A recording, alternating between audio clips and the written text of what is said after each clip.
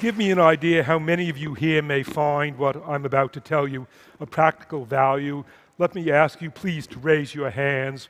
Who here is either over 65 years old or hopes to live past age 65 or has parents or grandparents who did live or have lived past 65? Raise your hands, please. Okay, you are the people to whom my talk will be of practical value. The rest of you won't find my talk personally relevant, but I think that you'll still find this subject fascinating. I'm going to talk about growing older in traditional societies. This subject constitutes just one chapter of my latest book, which compares traditional, small, tribal societies with our large, modern societies with respect to many topics such as bringing up children, growing older, health, dealing with danger, settling disputes, religion, and speaking more than one language. Those tribal societies, which constituted all human societies for most of human history, are far more diverse than are our modern, recent big societies. All big societies that have governments and where most people are strangers to each other are inevitably similar to each other and different from tribal societies. Tribes constitute thousands of natural experiments in how to run a human society. They constitute experiments from which we ourselves may be able to learn. Tribal societies shouldn't be scorned as primitive and miserable, but also they shouldn't be romanticized as happy and peaceful. When we learn of tribal practices, some of them will horrify us, but there are other tribal practices which, when we hear about them, we may admire and envy and wonder whether we could adopt those practices ourselves. Most old people in the US end up living separately from their children and from most of their friends of their earlier years, and often they live in separate retirement homes for the elderly, whereas in traditional societies, older people instead live out their lives among their children, their other relatives, and their lifelong friends. Nevertheless, the treatment of the elderly varies enormously among traditional societies, from much worse to much better than in our modern societies. At the worst extreme, many traditional societies get rid of their elderly in one of four increasingly direct ways: by neglecting their elderly and not feeding or cleaning them until they die, or by abandoning them when the group moves, or by encouraging older people to commit suicide, or by killing older people. In which tribal societies do children abandon or kill their parents? It happens mainly under two conditions. One is in nomadic hunter-gatherer societies that often shift camp and that are physically incapable of transporting old people who can't walk, when the able-bodied younger people already have to carry their young children and all their physical possessions. The other condition is in societies living in marginal or fluctuating environments, such as the Arctic or deserts, where there are periodic food shortages, and occasionally there just isn't enough food to keep everyone alive. Whatever food is available has to be reserved for able-bodied adults and for children. To us Americans, it sounds horrible to think of abandoning or killing your own sick wife or husband or elderly mother or father. But what could those traditional societies do differently? They face a cruel situation of no choice. Their old people had to do it to their own parents, and the old people know what now is going to happen to them. At the opposite extreme, in treatment of the elderly, the happy extreme, are the New Guinea farming societies where I've been doing my field work for the past 50 years, and most other sedentary traditional societies around the world.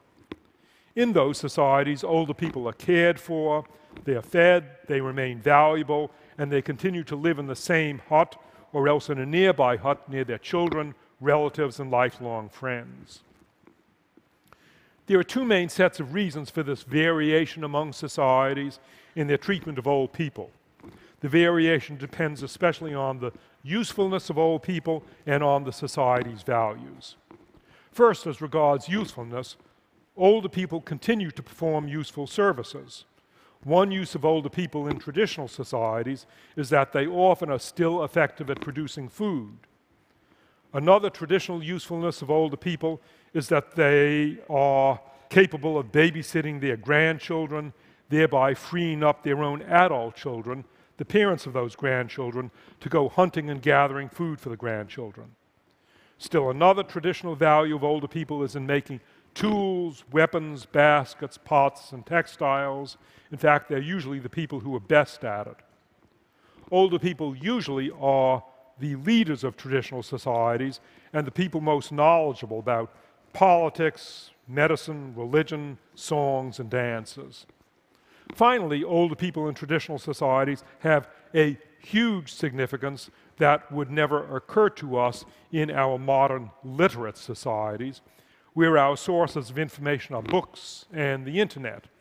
In contrast, in traditional societies without writing, older people are the repositories of information. It's their knowledge that spells the difference between survival and death for their whole society in a time of crisis caused by rare events of which only the oldest people alive have had experience. Those, then, are the ways in which older people are useful in traditional societies. Their usefulness varies and contributes to variation in the society's treatment of the elderly. The other set of reasons for variation in treatment of the elderly is the society's cultural values. For example, there's particular emphasis on respect for the elderly in East Asia, associated with Confucius's doctrine of filial piety, which means obedience, respect, and support for elderly parents. Cultural values that emphasize respect for older people contrast with the low status of the elderly in the US. Older Americans are at a big disadvantage in job applications.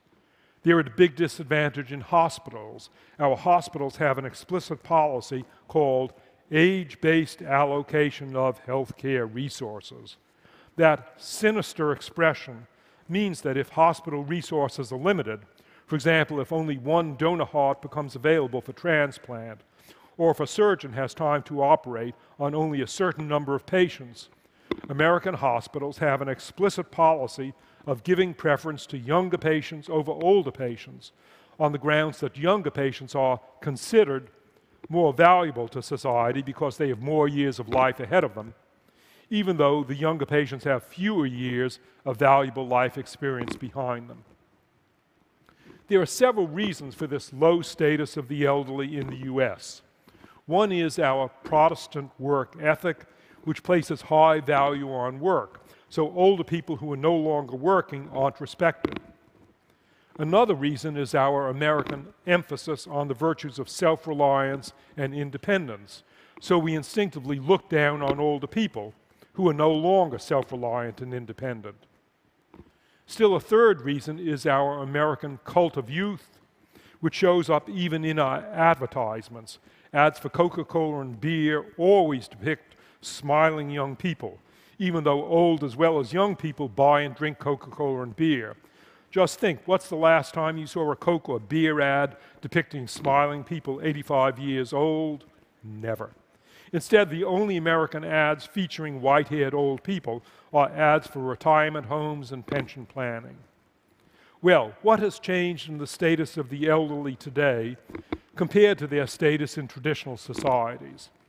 There have been a few changes for the better and more changes for the worse. Big changes for the better include the facts that today we enjoy much longer lives, much better health in our old age, and much better recreational opportunities. Another change for the better is that we now have specialized retirement facilities and programs to take care of old people. Changes for the worse begin with the cruel reality that we now have more old people and fewer young people than at any time in the past. That means that all those old people are more of a burden on the few young people, and that each old person has less individual value. Another big change for the worse in the status of the elderly is the breaking of social ties with age, because older people, their children and their friends, all move and scatter independently of each other many times during their lives. We Americans move on the average every 5 years. Hence, our older people are likely to end up living distant from their children and the friends of their youth. Yet another change for the worse in the status of the elderly is formal retirement from the workforce, carrying with it a loss of work friendships and a loss of the self-esteem associated with work. Perhaps the biggest change for the worse is that our elderly are objectively less useful than in traditional societies. Widespread literacy means that they are no longer useful as repositories of knowledge. When we want some information, we look it up in a book or we Google it, instead of finding some old person to ask. The slow pace of technological change in traditional societies means that what someone learns there as a child is still useful when that person is old, but the rapid pace of technological change today means that what we learn as children is no longer useful 60 years later. And conversely, we older people are not fluent in the technologies essential for surviving in modern society. For example, as a 15-year-old, I was considered outstandingly good at multiplying numbers because I had memorized the multiplication tables, and I know how to use logarithms, and I'm quick at manipulating a slide rule. Today, though, those skills are utterly useless because any idiot can now multiply 8-digit numbers accurately and instantly with a pocket calculator. Conversely, I, at age 75, am incompetent at skills essential for everyday life. My family's first TV set in 1948 had only 3 knobs that I quickly mastered: an on-off switch, a volume knob, and a channel selector knob. Today, just to watch a program on the TV set in my own house, I have to operate a 41-button TV remote that utterly defeats me. I have to telephone my 25-year-old sons and ask them to talk me through it while I try to push those wretched 41 buttons. What can we do to improve the lives of the elderly in the US and to make better use of their value? That's a huge problem. In my remaining 4 minutes today, I can offer just a few suggestions. One value of older people is that they are increasingly useful as grandparents for offering high-quality child care to their grandchildren if they choose to do it, as more young women enter the workforce and as fewer young parents of either gender stay home as full-time caretakers of their children. Compared to the usual alternatives of paid babysitters and daycare centers, grandparents offer superior, motivated, experienced child care. They've already gained experience from raising their own children. They usually love their grandchildren and are eager to spend time with them. Unlike other caregivers, grandparents don't quit their job because they found another job with higher pay looking after another baby. A second value of older people is paradoxically related to their loss of value as a result of changing world conditions and technology. At the same time, older people have gained in value today precisely because of their unique experience of living conditions that have now become rare because of rapid change, but that could come back. For example, only Americans now in their 70s or older today can remember the experience of living through a Great Depression, the experience of living through a world war, and agonizing whether or not dropping atomic bombs would be more horrible than the likely consequences of not dropping atomic bombs.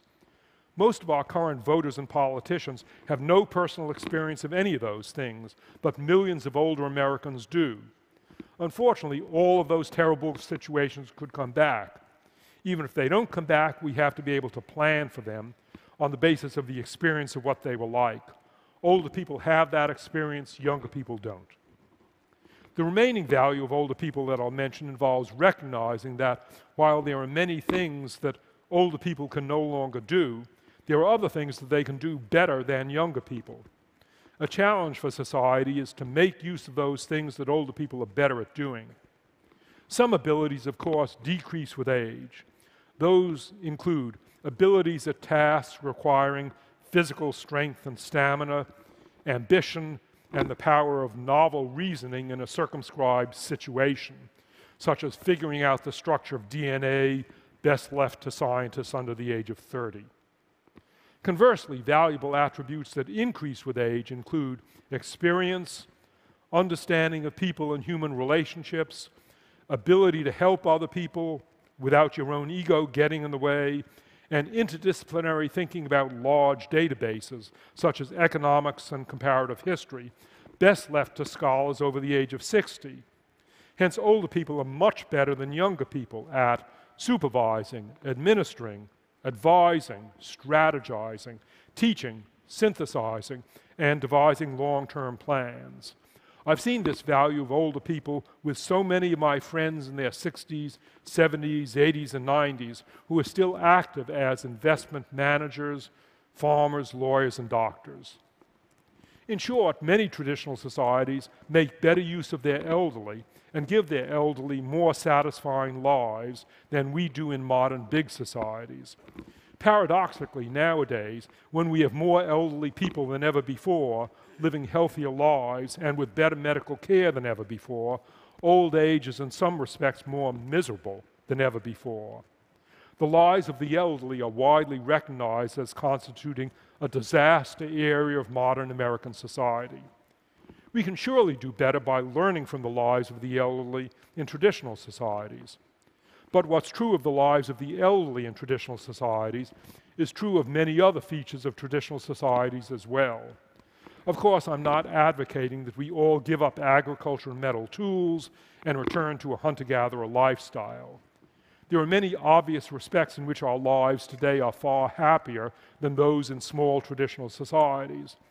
To mention just a few examples, our lives are longer, materially much richer, and less plagued by violence than are the lives of people in traditional societies. But there are also things to be admired about people in traditional societies and perhaps to be learned from them. Their lives are usually socially much richer than our lives, although materially poorer. Their children are more self-confident, more independent, and more socially skilled than are our children. They think more realistically about dangers than we do. They almost never die of diabetes, heart disease, stroke, and the other non-communicable diseases that will be the causes of death of almost all of us in this room today. Features of the modern lifestyle predispose us to those diseases, and features of the traditional lifestyle protect us against them. Those are just some examples of what we can learn from traditional societies. I hope that you find it as fascinating to read about traditional societies as I found it to live in those societies. Thank you.